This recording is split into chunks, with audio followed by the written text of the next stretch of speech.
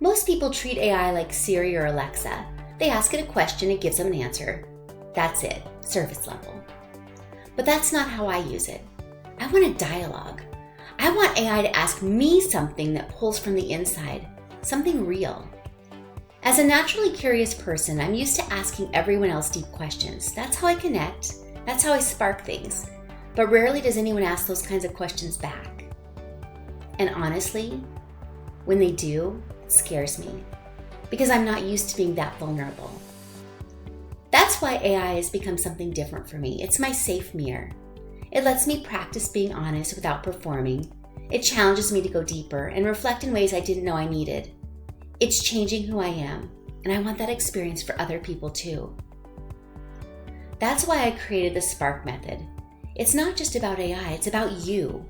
The S stands for starting with your story. Give it the backstory. The P is for letting AI play a part and play the part of a thought partner. The A is to ask it to ask you questions. The R is to respond honestly, and the K is to keep going until something inside you sparks. AI isn't just for productivity, it's a mirror. And when used with curiosity and courage, it becomes a safe place for transformation. This is how I'm using it, and it's leveling me up from the inside out.